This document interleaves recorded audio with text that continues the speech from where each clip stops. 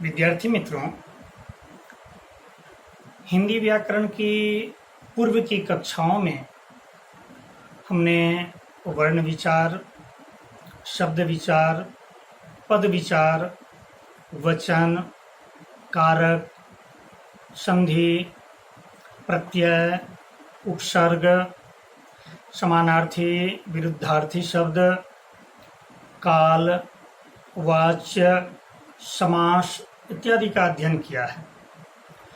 विद्यालय में आईसीटी कक्षा के अंतर्गत इन विषयांगों का पीपीटी बनाकर हमने अच्छी तरह से आपको समझाया है और आपने भी आनंद पूर्वक इन चीज़ों को जाना, समझा।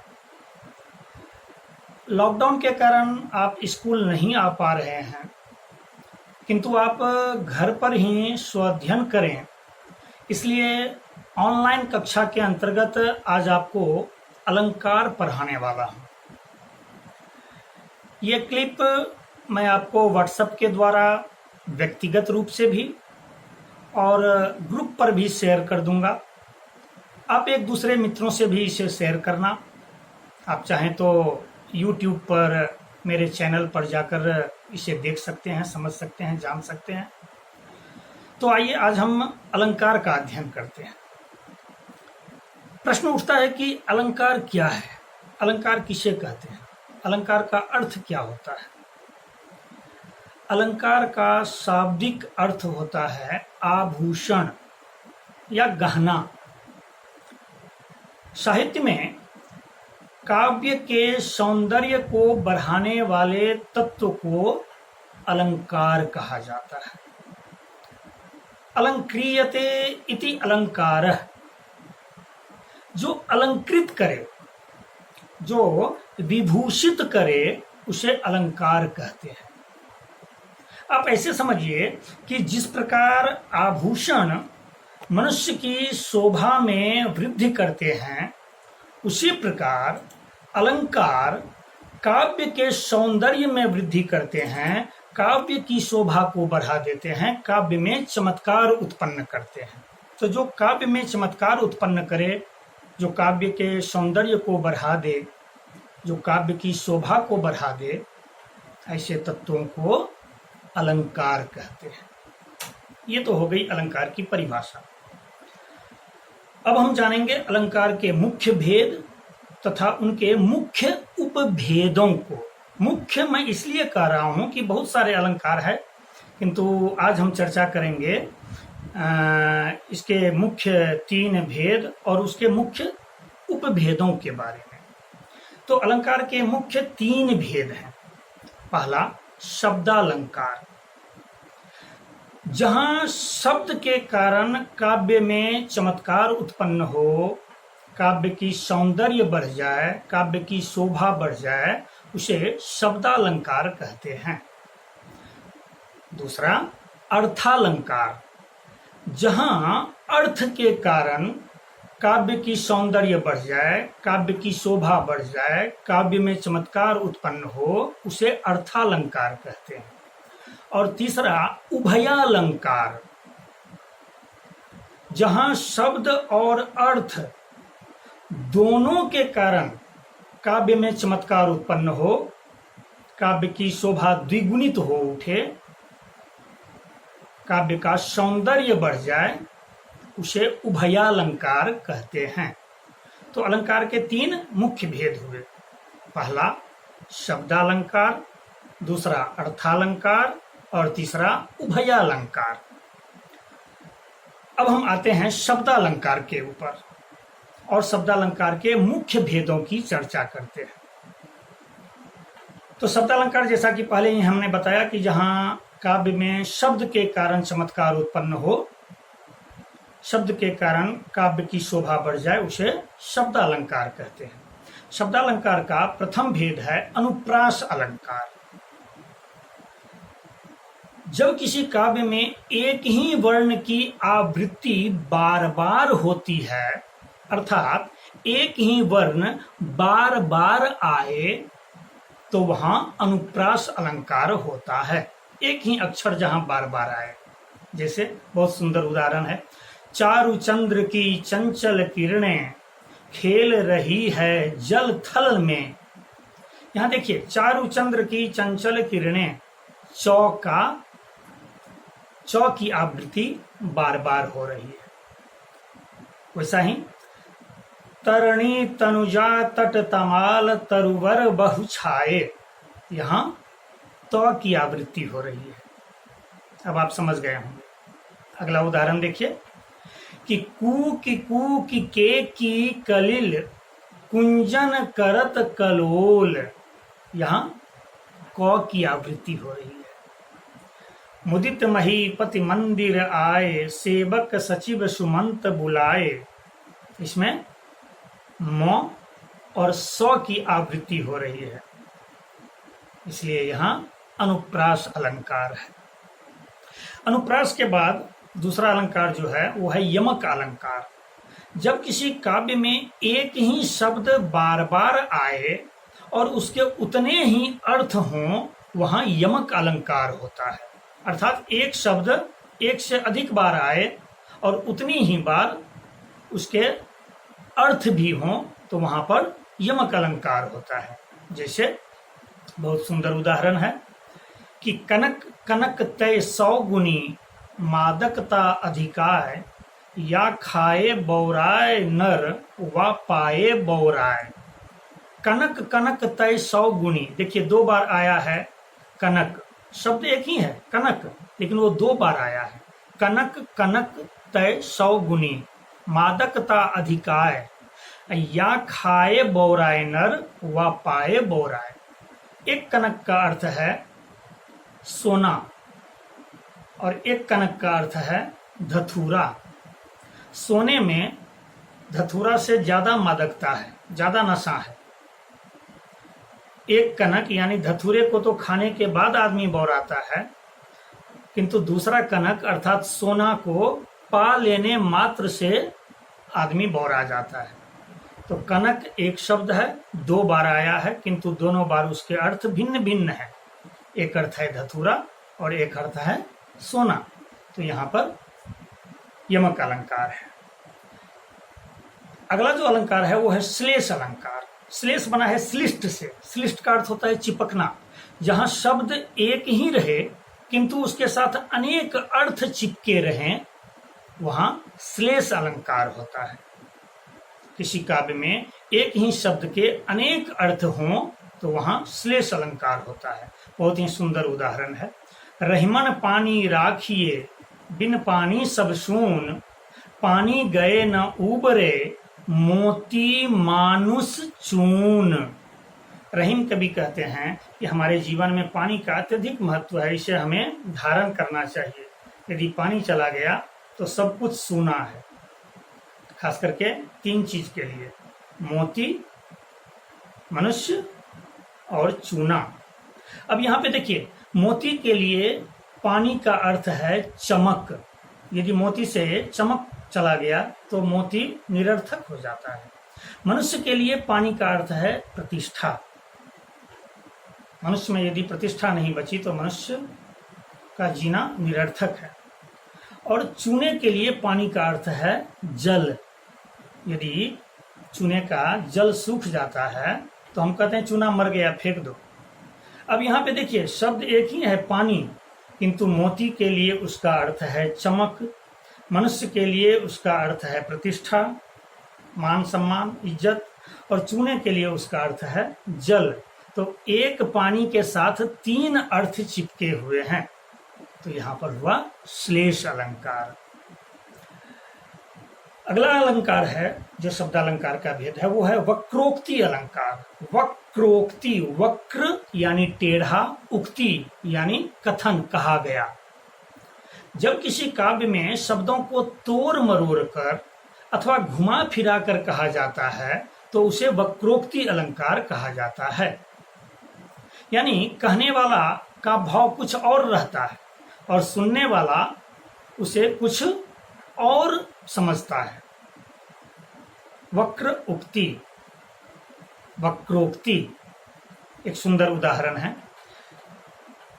कृष्ण आते हैं राधा के यहाँ, बाहर से दरवाजा खटखटाते हैं राधा पूछती है को तुम, कौन हो तुम? तो कृष्ण कहते हैं घनश्याम हम, मैं घनश्याम हूं। तो राधा कहती है तो बरसों कित जाए, तो बरसों कित जाए। अब यहां देखिए, राधा अंदर से पूछती है को तुम, तो कृष्ण कहते हैं घनश्याम हम। घनश्याम कृष्ण का एक नाम है, किंतु राधा क्या समझती है? घनश्याम यानी काला बादल। राधा समझती है कि दरवाजे पर काला बादल है। तो राधा कहती है तो बरसो कित जाए, यदि तुम काले बादल हो तो कहीं अन्य जगह जाकर बरसो। अब यहां कहने वाले का भाव कुछ और था और समझने वाला कुछ अन्य तरीके से इसे समझता है, तो इसे कहते हैं वक्रोक्ति अलंकार। तो ये शब्द अलंकार के कुछ मुख्य भेद हुए।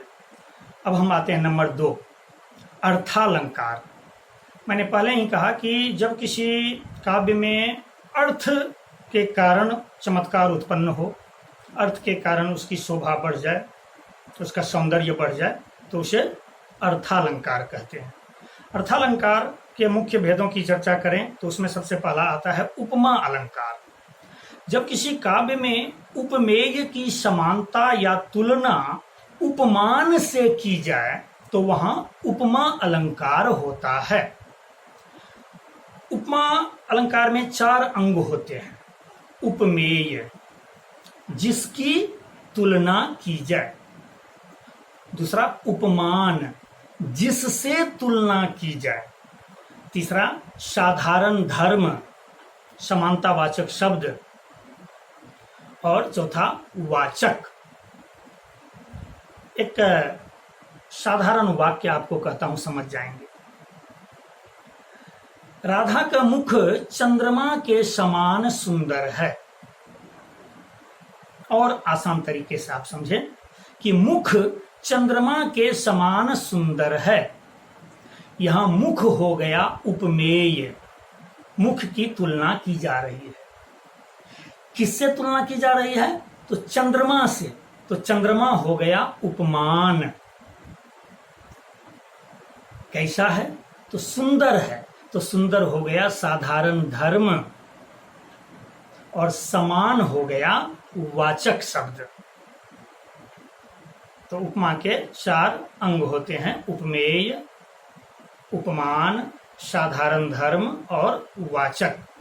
अब जरा एक काव्य का उदाहरण देता हूं। पीपर पात सरिस मन डोला। यहां पे उपमा अलंकार है। नील गगन सा शांत हृदय था हो रहा। उपमा अलंकार है। उपमा अलंकार की पहचान है कि इसमें सो, से, सा, सी, इव, सम, तुल इत्यादि सदृश, समान, सरिस, ज्यों, जैसे, जिमी इत्यादि समानता बोधक शब्द रहते हैं, अव्यय रहते हैं। उपमा अलंकार के बाद रूपक अलंकार। जब उपमेय में उपमान का आरोप किया जाए या उपमेय और उपमान दोनों को एक रूप ही समझ लिया जाए तो वहां रूपक अलंकार होता है। और रूपक अलंकार का एक खास पहचान है कि इसमें उपमेय और उपमान के मध्य में योजक चिन्ह हाइफन रहता है, डैश जिसे बोलते हैं, डैश। उपमेय और उपमान के बीच योजक चिन्ह रहता है। एक सुंदर उदाहरण है, चरण कमल बंदौ हरि राई। यहां चरण की तुलना कमल से नहीं की जा रही है, चरण को ही कमल मान लिया गया है। उपमेय को उपमान ही मान लिया गया है। चरण कमल बंदौ हरि राई। चरण और कमल के बीच में योजक चिन्ह रहेगा, हाइफन रहेगा। तो इसे हम कहेंगे रूपक अलंकार। रूपक अलंकार के बाद अगला अलंकार है उत्प्रेक्षा अलंकार। जब उपमेय में उपमान की संभावना की जाए अथवा उपमेय को उपमान मान लिया जाए तो वहां उत्प्रेक्षा अलंकार होता है। और इसकी पहचान क्या है? तो इसमें मनु, मानो, जनु, जानो, निश्चय, हाँ, ये शब्द रहेंगे। सुंदर उदाहरण है, जरा देखें कि सोहत ओढ़े पीत पट श्याम सलोने गात, मानो नीलमणि शैल पर आतप पड़ियो प्रभात। ये उत्प्रेक्षा अलंकार का बहुत ही सुंदर उदाहरण है। उत्प्रेक्षा अलंकार के बाद आता है अतिशयोक्ति अलंकार। अतिशय, अत्यधिक, उक्ति मतलब कहा गया। जब किसी बात को खूब बढ़ा चढ़ाकर कहा जाता है तो वहां अतिशयोक्ति अलंकार होता है। अत्यधिक बढ़ा चढ़ा करके जहां पे कहा जाता है तो वहां पर अतिशयोक्ति अलंकार होता है। जैसे देखिए, हनुमान की पूंछ में लगन न पाई आग, लंका सगरी जल गई, गए निशाचर भाग।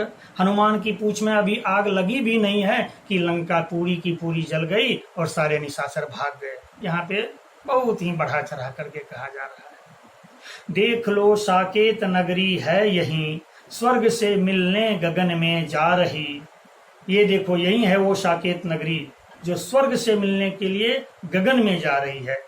अब कोई नगरी या वहां की अट्टालिकाएं इतनी ऊंची तो है नहीं कि वो गगन को छू ले। यहाँ पर खूब बढ़ा चढ़ा कर कहा जा रहा है, तो यहाँ पर अतिशयोक्ति अलंकार है। अर्थालंकार का अगला भेद है संदेह अलंकार। जहां उपमेय और उपमान के बीच समानता की अधिकता के कारण यह संदेह हो जाता है कि उपमेय है अथवा उपमान, तो वहां संदेह अलंकार होता है। जैसे बहुत सुंदर उदाहरण है, मतलब यहां पे उपमेय है या उपमान है, हाँ, इसमें संदेह हो जाता है कि कौन उपमेय है कौन उपमान है। बहुत ही सुंदर उदाहरण है, जरा ध्यान से देखें कि नारी बीच सारी है कि सारी बीच नारी है, नारी ही की सारी है कि सारी ही की नारी है। अब यहाँ नारी उपमेय है अथवा उपमान या सारी उपमेय है अथवा उपमान, कोई भेद ही नहीं है, हा? तो यहाँ संदेह अलंकार है।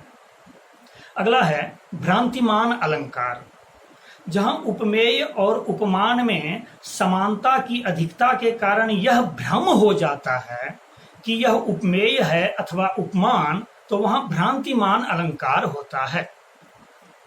जैसे पिसे नमक को खांड समझकर उसने मारा फांक, तो यहां भ्रांतिमान अलंकार है। तो ये अर्थालंकार के कुछ मुख्य भेद हुए। अब आते हैं नंबर 3, उभयालंकार। जहां शब्द और अर्थ दोनों के कारण काव्य में चमत्कार उत्पन्न हो, काव्य की शोभा बढ़ जाए, काव्य का सौंदर्य बढ़ जाए, वहां उभयालंकार होता है। इसके बहुत सारे भेद हैं, किंतु 2 मुख्य भेद पर हम चर्चा करेंगे। पहला है संसृष्टि अलंकार। जब किसी काव्य में अनेक अलंकारों की उपस्थिति होती है तो वहां संसृष्टि अलंकार होता है। बहुत सारे अलंकार वहां पे प्रयुक्त किए जाते हैं। जैसे भूपति भवनु शुभाय सुहावा, सुरपति सदनु न परतर पावा, यहाँ प्रतीप अलंकार है। और देखिए, मणिमय रचित चारु चौबारे, जनुरति पति निज हाथ सवारे, यहाँ उत्प्रेक्षा अलंकार है। अब प्रतीप भी है, उत्प्रेक्षा अलंकार भी है, इसलिए यहाँ पर हम कहेंगे संसृष्टि अलंकार है। और दूसरा भेद है उभयालंकार का संकर अलंकार। संकर अलंकार में कई अलंकार इस प्रकार मिल जाते हैं जिन्हें पृथक करना संभव नहीं होता है। यानी जहां पर कई अलंकार इस प्रकार मिल जाते हैं जिन्हें पृथक करना संभव नहीं होता है, तो वहां संकर अलंकार होता है। एक सुंदर उदाहरण देखिए कि नाक का मोती अधर की कांति से, बीज दाड़िम का समझ कर भ्रांति से, देख कर सहसा हुआ सुख मौन है, सोचता है अन्य सुख यह कौन है। तो यहाँ पर संकर अलंकार है। तो आज अलंकार की कक्षा में हमने अलंकार के मुख्य 3 भेद और उनके कुछ उपभेदों के बारे में जाना समझा। अगले कक्षा में अन्य विषयांक पर हम चर्चा करेंगे। तब तक के लिए आप सभी को नमस्कार। जय हिंद।